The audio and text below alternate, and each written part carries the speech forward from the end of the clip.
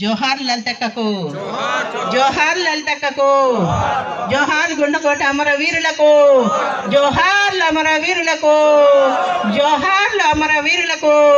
కొనసాగిద్దాం అమరవీరుల ఆశయాలను. ఇప్పుడు ఈ సభను అమరుల బంధుమిత్రుల సంఘం అధ్యక్షురాలు అంజమ్మ కొనసాగిస్తారు.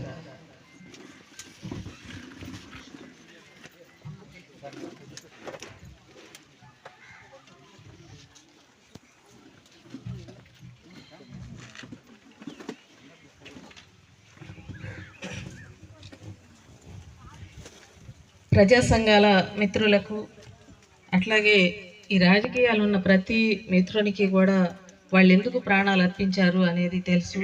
కానీ ఇక్కడ కొత్తగా అక్కలు అందరూ అన్నలు చాలామంది ఉన్నారు. వాళ్ళందరూ కూడా ఎందుకు ప్రాణాలు అర్పించారు, ఎందుకు అక్కడికి వెళ్ళి పనిచేస్తున్నారు, ఎందుకు ఈ ప్రభుత్వం వాళ్ళని హత్య చేస్తుంది అనేది మీ అందరికీ కూడా మాకు చెప్పవలసినటువంటి బాధ్యత మాకున్నది. మనము ఇంటి ముందర ఒక చెట్టు ఉంటే అది ఆ గాలి మనకు మంచిగా ఉంటుంది, లేదంటే ఒక మంచం వేసుకుని ఆ చెట్టు కింద కూర్చోవచ్చు అనేది మనం అందరం కూడా అనుకుంటూ ఉంటాం. అంటే అది నీడనిస్తుంది, మంచి గాలి ఇస్తుంది, పండ్లు కాసేదైతే పండ్లు ఇస్తుంది, కూరగాయలు కాసేదైతే కూరగాయలు ఇస్తుంది. అయితే ఇప్పుడు వీళ్ళు ఎక్కడైతే చనిపోయారో అది ఒక పెద్ద అరణ్యం, అడవి.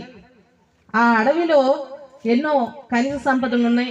అంటే రాగి, బంగారం, వజ్రాలు, ఇనుము, ఇట్లా తదితర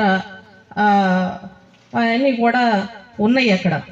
దాన్ని కేంద్ర ప్రభుత్వంలో ఎవరైతే ఈరోజు ప్రధానమంత్రిగా ఉన్నారో నరేంద్ర మోడీ, అమిత్ షా, వీళ్ళు పెద్ద పెద్ద పెట్టుబడిదారులు అంబానీ, ఆదానీ లాంటి వాళ్ళకి దాన్ని అమ్మటానికి ప్రయత్నం చేస్తున్నారు.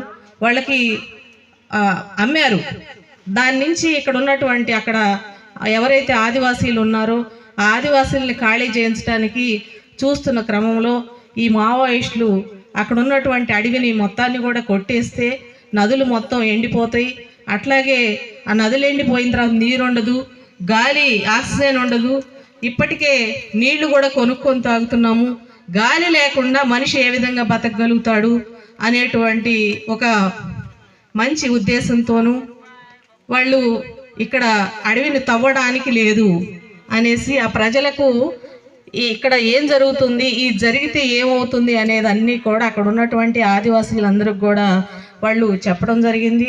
వీళ్ళు వెళ్ళిన దగ్గర నుంచి కూడా పంటలు ఏ విధంగా